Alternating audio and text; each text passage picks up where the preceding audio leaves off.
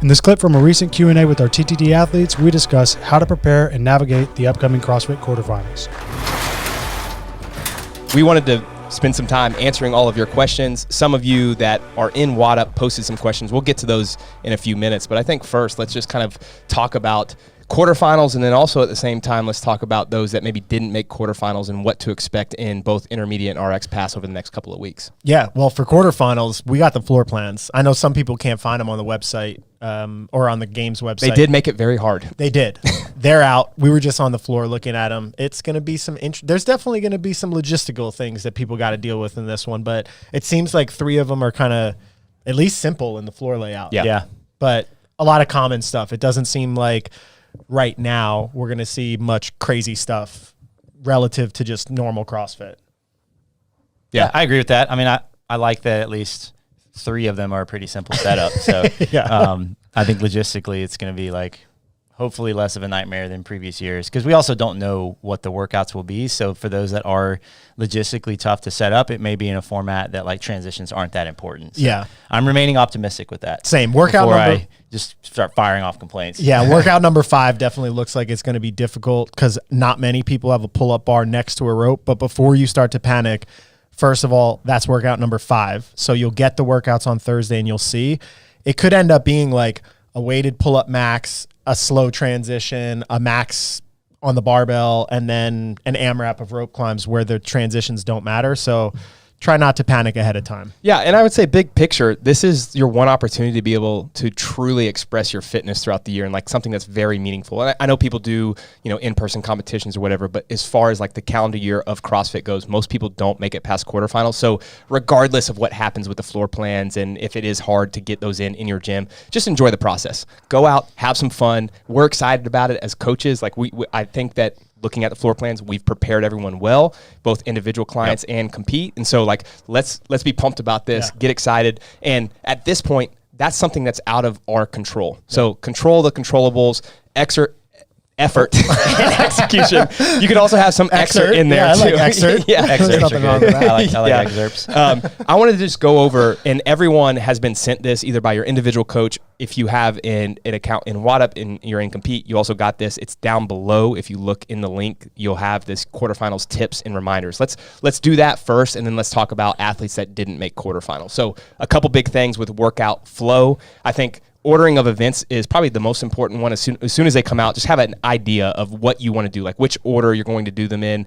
We know that there will be deadlines, but if let's just say it's like an easy strict press max, and that's one of the events. Obviously, the floor plans don't allow for that, but you get the point. Then you'd want to do that one first. Yeah. We're going to put out information on Thursday night once we get the workouts with a planned order of how to go them. I think as a default in your head, think that they're just going to go in order in terms of the submission deadline, but you might switch, meaning like 1 and 2 have to be done for us Friday at 3 p.m. So we have Thursday at 3 p.m. to Friday at 3 p.m. You might go 2-1 or 1-2. That's going to be the most likely way that you're going to do it. And then on Friday, it's going to be you're either going to do 3 or 4 in the end of the day and wait for Saturday to do the either 3 or 4. And then depending on how you feel at that point in the week, 5 will be at the end of the day Saturday, or it'll be in the beginning of the day on Sunday. So I think that's like the default in your head before you get more information. But as you get more information, like the chippers really throw that up, or the one run rep max might throw that out. But that's probably what you should be prepared for in your head before you get any more info. Yeah. And again, Max said this, but we will send out information as soon as we get those workouts. What's the last time you could do a workout on Sunday? I Submission think submit 3 Eastern Standard Time. Yeah. So 3 our time. It's 12 Pacific. CrossFit runs off There's quite a bit time. of time to get them in, because I mean, historically we've seen, and I'm not saying that you should prepare to do this, but a lot of people repeat. Yes. 1 or 2 of the workouts. Yeah. Like, and longer ones too. So like there's a lot of time. So I think rushing into it is a mistake. Yeah. Rushing into it, I think, is a big mistake too. Cause a lot of the reason that I've seen in the past that people have to repeat is they mess up their camera. Like they film it incorrectly, or they didn't read the standards correctly. They do the workout. They might even be kind of happy with their score, and then they have to redo it because it doesn't count. So that's, I think, the biggest reason. Did you read off slow down already? Or you just that's kind of like the segue into it was kind of the segue. Just like when the workouts first come out, don't let the excitement, I mean, you want to be excited, but just don't let it lead you into doing the workout too quickly. Get your floor plan set up, know the standards, do a proper warm up, make sure you practice the standard a little bit if it's something new, and then go into it. Yeah, and that also leads into the third one, which is basically read the standards like thoroughly in full detail, because little things that really don't even like, that didn't change the workout necessarily, but like the plates not being pushed against the wall, but that's warranting a whole redo, you know, and a wasted attempt. So like little things like that are hard to see when you are rushing into it right away. Yeah. And one thing we learned that maybe could be beneficial is we have external judges coming to help and support us.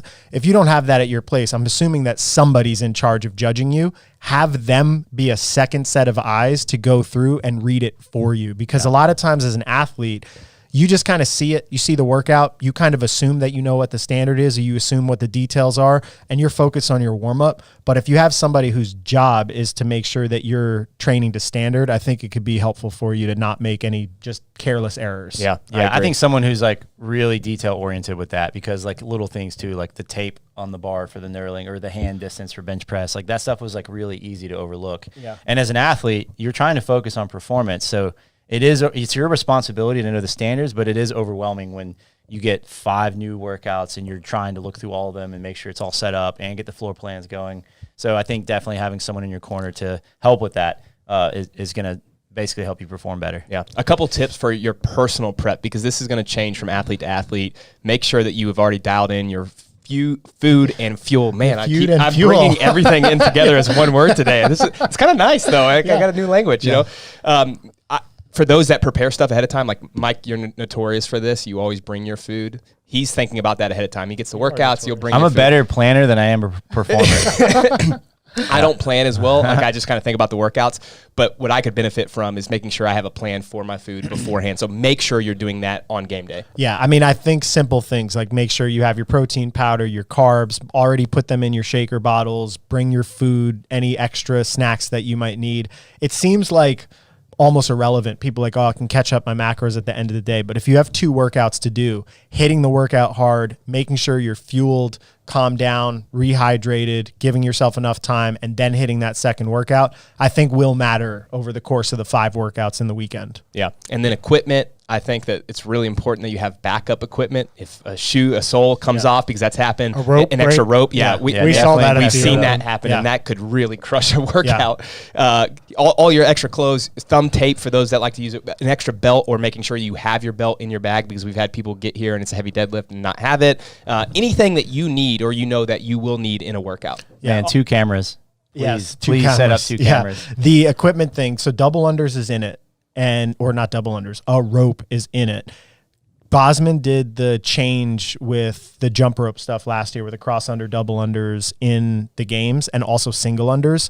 So be prepared to potentially have not only your normal double under rope and a backup rope, but whatever rope that you would do if something other than double unders comes out. You'll know what that is on Thursday when the workouts are announced, but being prepared for it ahead of time, because you might be doing that one first on Thursday. Yeah. Chris Dunn says, don't use WeTime. Y'all know what that is? The app. Yeah. WeTime's an app that allows you to film. Why does he say that? Is it know. not allowed Crashed on anymore? them. No, it's crashed before. Oh, it has? Yeah. I mean, I don't know. I think the apps are good, but I would say Chris, you're not the only one whose only camera failed. It's multiple athletes I've had. Yeah. I think 2 cameras and also like probably 2 clocks. Yeah. Or if you do use the WeTime or an app, put a clock in there also. Or at least go to your clock and make sure that it's like trip proof. Yes. So that it's not just someone walks by and For sure. And Yeah, knocks we had it that over. happen last year in the middle of a workout. Someone walked by and hit the rope or hit the extension cord, and the clock came went out. out. Yeah. Which one was that? I The don't handstand remember. push-up one on the far end of the gym. Yeah, those things can cost you. So let's move on to standards. I think that just a couple quick reminders. We kind of already touched on these, but make sure you read the standards and then read them twice and then probably read them a third time, because even us as coaches, we miss it as we're trying to prepare floor plans or talk to our athletes or give tips. So it's on you as an athlete to read the standards and then to talk to your judge, to Max's point earlier, that you both can agree on what depth is, what the standard is for a handstand push-up, or if it's a new movement, just so that there's like nothing is unclear in the workout. Yeah. With the standards, I think little details like your feet can't come off the wall on your last handstand push-up, and running through all those things with your judge ahead of time before you do the workout, and maybe even showing and demonstrating like, hey, I'm going to jump up and I'm going to do a set of 3 handstand push-ups. Let me know if I kick down, if that speed is okay, and if I'm finishing the rep before I come down. Like a lot of little urgent things that people do in normal training of CrossFit. Sometimes you get to a competition and you're not really meeting the standard as much because you're not training all year with a judge. So just be sure that you're on the same page about your standards that the person that's judging you is, because a no rep in these environments, especially if it's like a big handstand push-up set and you get 2 or 3 no reps near the end of the set, that could be like 30 seconds of work that you just wasted. Yeah.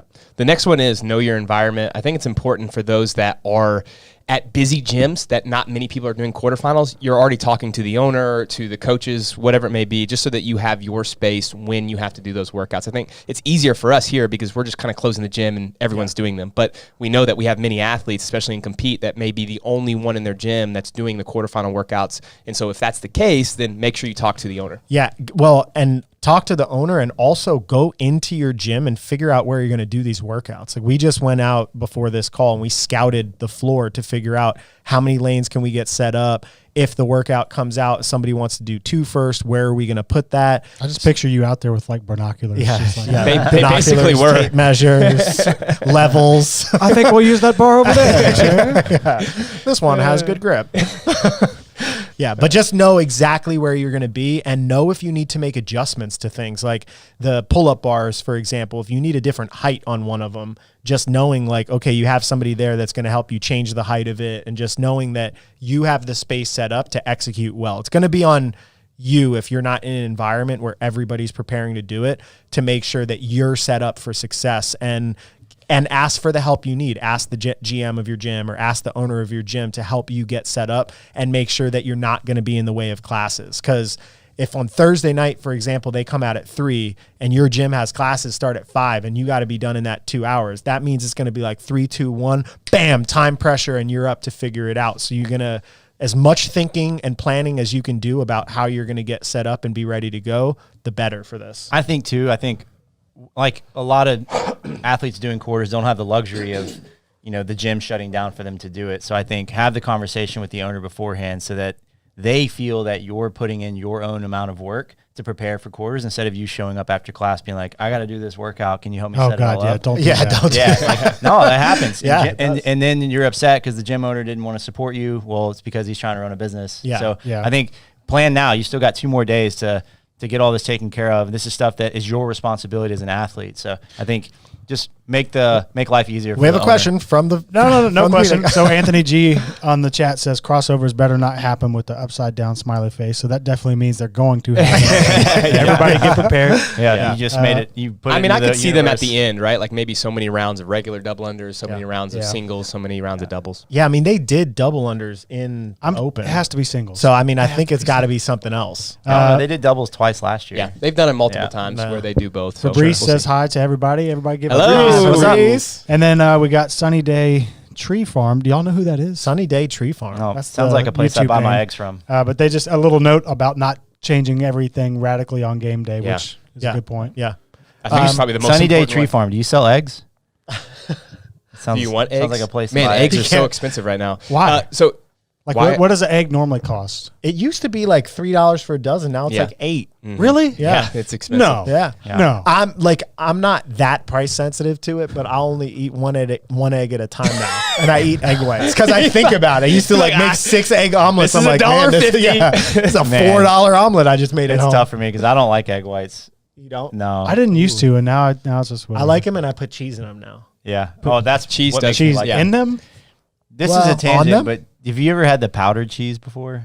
No. It's like the I'm bodybuilding not a- flavoring. yeah, I'm not a Man, when fan. I was in No. college, Ugh. all over. I mean, the Kraft mac and cheese. it's kind of like powdered that. Is pretty, It's like decent. you're supposed to use it for like popcorn, but I would just cover my egg whites. Oh man. Do you think that cheese will be the key to he success sells. in They quarterfinals? sell Oregon Christmas trees. Ooh, That's awesome. That I is like really that. cool. Drive one down next year for us. Yeah. Man, that's awesome. That'd be a long drive. Yeah. Worth it. So going along with standards, just real quick before we talk about pacing plans, and we'll kind of close out the tips side of this, is judging. We already talked about this a little bit, but you need to already have found a judge. And if not, then find one today. Like, just make sure that you have someone that is reliable, that can judge you. And then to Mike's point, I think someone that is kind of detail oriented, just so that you're not making any mistakes. You don't want a no rep in the competition. Here's a question. How do you screw up asking someone to judge you? What is the person you're not looking for? The dude who smells like pot. Don't ask that, Fred. Yeah. I was thinking the dude who's just like, hey, he just finished his workout in a class. He doesn't even really know one. Doesn't have to be a certified judge. A registered judge. A registered judge, I mean. Yeah. Just somebody that's not actually specifically there either to do quarterfinals also, or that has judging experience. Because you don't want somebody that's literally just going to count for you and then after the workout be like, oh, you had some no reps, but I didn't give them to you because I wanted you to have a faster time. Then you get a major penalty. Yeah. Like, you want somebody that you can kind of trust in the process. I would also let that person, if they're not judging all the time, let them practice during your warm-ups. Counting. So that you might get to the double unders and they're like, oh shit, I haven't counted someone double under, and now they're panicking in their head while trying to keep number. And that was the next point, is like have your judge kind of do a pre-workout run through with you. So like, hey, this is the squat standard, this is the double under standard, this is the handstand push-up standard. Let them watch, let them count, let them no rep you, so that you're all on the same page. Yeah, and a communication strategy for if they do a call a no rep and it's on something, like what are they saying? Are you kicking down and you want them to tell you why? Or just figure out, like, it can be really stressful if you're in the middle of a workout, somebody's no repping you and you don't know why, and then you confront them in it. Like, I remember Kyle Ruth one time was like, blah, blah, blah, to Evan. He did that to me too. And you don't really, like, a judge who's not accustomed to that doesn't know how to communicate in that situation. So I think coming up with a game plan. I just throw down your notepad and leave. That's gonna. I'm doing you a favor. My final point on that is, if you're asking someone to do that, to take their time all weekend, get some Starbucks gift cards. Yeah, something. Do something. Hook them up. Buy them lunch, because they're dealing with this over anxious person all weekend who's not going to be super polite. It's demanding things. That is mad at them every workout. Like, hook them up, make it worth their time, so that they could potentially do it again for you in the future. Yeah. Don't burn any bridges. Sunny Day Tree Farm chimed in, and this is a great point, that you need a dedicated person to keep others out of view of your camera. And that's probably especially true at gyms where, it's not like ours, where you do have regular classes going on, and we're pretty high alert, and we still mess it up. Here, but if you are at a regular gym, you need to find out a way to make it very obvious that your camera's right there and that no one needs to walk. Man, this guy is a tree of knowledge. Yeah. I think guy or girl. I'm sorry, I don't want to assume anything. Where was I going with that? I think we use cones, right? So get little parking. Like, we use cones and caution tape. Yeah. But I think on the judge, I guess kind of on the judge path, is also have somebody that could be there to be almost like your coach. Like, if you set up a game plan, or you want to know where you are with round one, all of that type of stuff, and then their job can be keeping you on pace, so that way you're not the judge isn't the person doing it, and they also could like block the camera and just keep an eye for you. Basically, you need 2 support staff to do this well. No, I think that's smart, and especially for those that want to qualify for semifinals. But even those people that know they're not going to, they just want to get better on the leaderboard, then it's still worth, like, make this your weekend. Make this your Super Bowl. Yeah, if on that note, if you're in quarterfinals and your long-term ambition is to compete, like you're going to go to Wadapalooza or Granite Games, or eventually you want to be a semifinal athlete, taking it seriously in 3 years when you're good enough is not the move. The move is figuring out now how to get everything out of yourself and dial your professional process in, so it's so automatic that by the time you do get there, it's just like, this is what you do. Not like, oh, well, now it matters because I might make semifinals, so I'm going to change. Is treat yourself like a games athlete, even if you're, going to finish in the middle of the field. Like, get everything you can out of yourself and walk away being like, all right, I was a professional. I didn't make any careless errors, like me spilling my drink, but that's it. Yeah. So once you've done all those things, you've slowed yourself down a little bit, you're reading all the standards, you get your judge, then it's time to start identifying your pacing plans. And we will help you with that. We're going to send out some kind of like a tips document. We'll go through each workout. We'll give you some warm-up ideas. We'll give you some ideas on what we think are going to be good scores, how we would pace workouts based on the athlete, maybe someone that's a little bit better at, let's say, barbell cycling versus ring muscle-ups. But it's still on the athlete to come up with a pacing plan based on where you are in the sport.